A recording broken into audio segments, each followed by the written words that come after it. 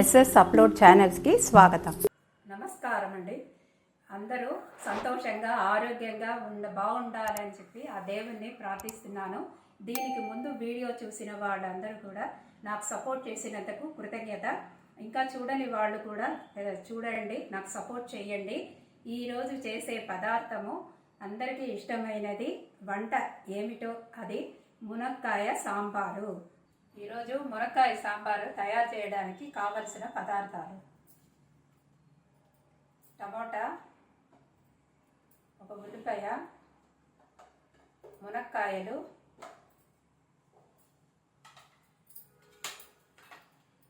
సాంబార్ పొడి, ఇది పోపు దినుసులు, కావలసిన ఉప్పు,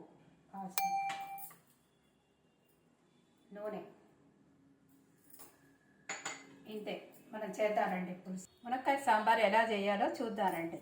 బాణాన్ని ఫస్ట్ వేసి 1 స్పూన్ నూనె పోయాలండి. 1 స్పూన్ కంటే ఎక్కువ అవసరం లేదు.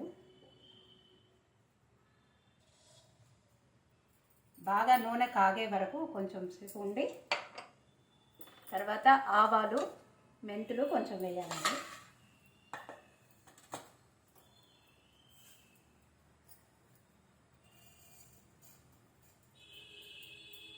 మెంతులు అన్నిట్లోనూ వేస్తున్నా నేను, ఎందుకంటే మాకు మెంతులు తింటే మంచిదని చెప్పి, అందరూ కూడా హెల్త్కి మంచిదని చెప్పేసి మెంతులు అన్నిట్లో వాడుతున్నా నేను.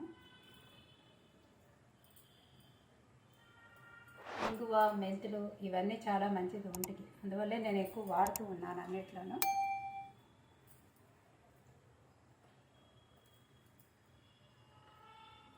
నూనె కాగిన తర్వాత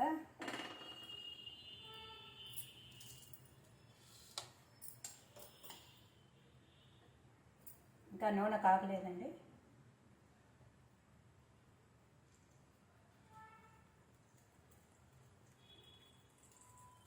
ఆవాలు ఇప్పుడు చిట్టపట్టలాడుతూ ఉందండి. ఇంకా కొంచెం సేపు తర్వాత మనం కూరలు అన్నీ పెట్టుకోవాలి. ఏమేమి కూరలు అంటే మునక్కాయ, టమోటా, తర్వాత ఉల్లిగడ్డలు 3 వేసుకున్నానండి.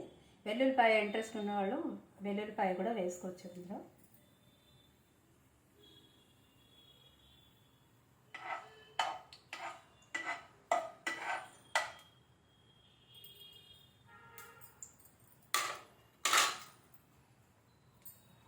మునక్కాయ, ఉల్లిగడ్డ, టమోటా 3 వేసుకున్నానండి.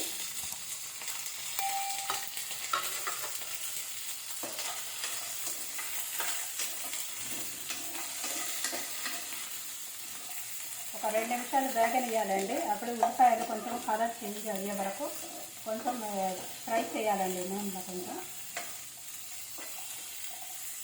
వేగిన తర్వాత చింతపండు నానబెట్టి ఉన్నాం కదా, గుజ్జు తీసుకోవాలి.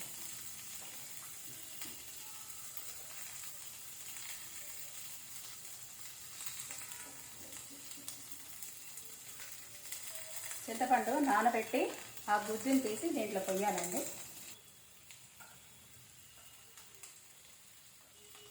ఉల్లిపాయ, మునక్కాయ కొంచెం కలర్ చేంజ్ అయిందండి. ఇప్పుడు మనము చింతపండు నానబెట్టిన దాన్ని గుజ్జు తీసుకొని పొయ్యాలండి. కొద్ది కొద్దిగా తీసుకొని పొయ్యాలి.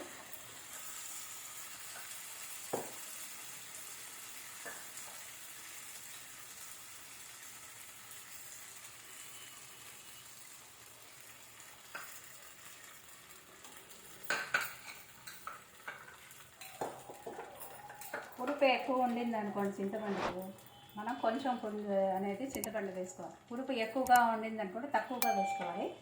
పులుపు తక్కువగా ఉంది అని అనుకుంటే దాన్ని మనం ఎక్కువగా చింతపండు నానబెట్టచ్చు. చింతపండుని మనము నానబెట్టాలంటే కొంచెం వేడి నీళ్ళు పోసి పెట్టామనుకోండి, తొందరగా మనకి వేడికి అది బాగా ఉడికిపోయి బాగా తొందరగా అవుతుంది అనమాట. మనకి టైము వేస్ట్ అవ్వకుండా తొందరగా అయిపోతుంది.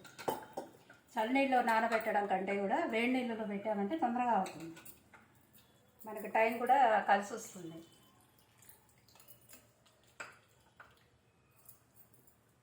ఇప్పుడు బాగా నేను చింతపండు రసం పోసానండి.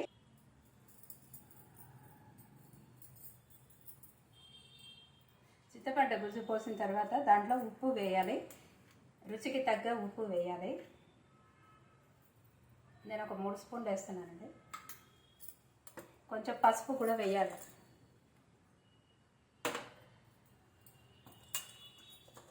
వేసి మూత పెట్టాలి. మూత పెడితే అవి బాగా అయిపోతుంది. ఉడికే వరకు ఒక 5 నిమిషాలు.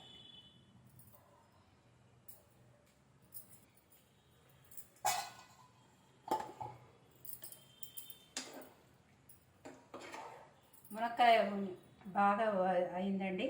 ఆనియన్ అయ్యింది, టమోటా అంతా కూడా బాగా ఉడికిందండి.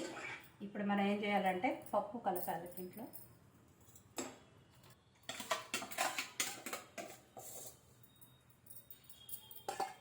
పప్పు కలిపేసి బాగా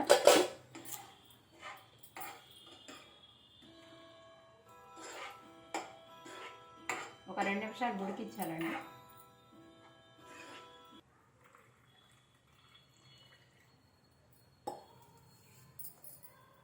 ఇది సాంబార్ పొడి అండి. సాంబార్ పొడిని కొంచెం నీళ్లు పోసి బాగా కలిపి, ఎందుకంటే అది ఉండలుగా అవ్వకుండా బాగా ఉండాలి. మరి అందువల్ల లిక్విడ్గా ఉండాలి కాబట్టి కొంచెం నీళ్లు బాగా పోసి కలిపితే బాగుంటుంది.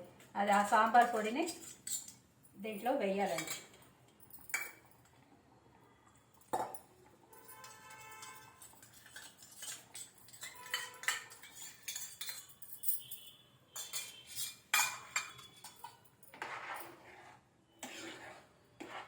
ఒక 2-3 ఉడుకులు ఉడికిన తర్వాత సాంబారు అప్పుడు వేయాలి. ఆ లోపల కొంచెం కొత్తిమీర కడిగి పెట్టానండి. ఇది కొంచెం కొత్తిమీర, కరివేపాకు వేయాలి.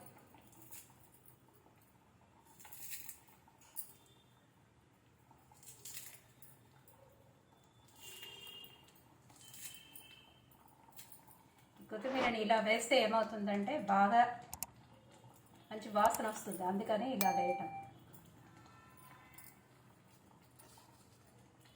కరివేపాకు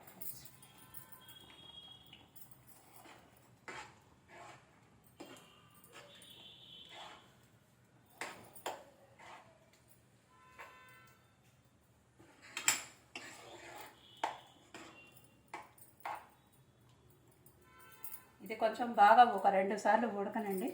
ఉడికిన తర్వాత దింపేయడమే. దింపడానికి ముందు బెల్లం కొంచెం వేయాలండి. బెల్లము చాలా మంచిది. ఐరన్ ఉండేదే కాకుండా హిమోగ్లోబిన్ తక్కువ ఉండేవాళ్ళు కూడా బెల్లం వేసుకుంటే వాళ్ళకి మంచిది. అందువల్ల నేను బెల్లం వేస్తున్నాను.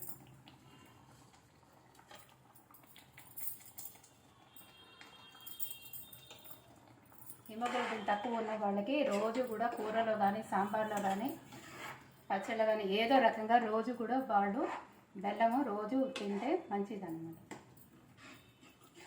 ఇది మాకు డాక్టర్ చెప్పిందండి, నేను చెప్పింది కాదండి.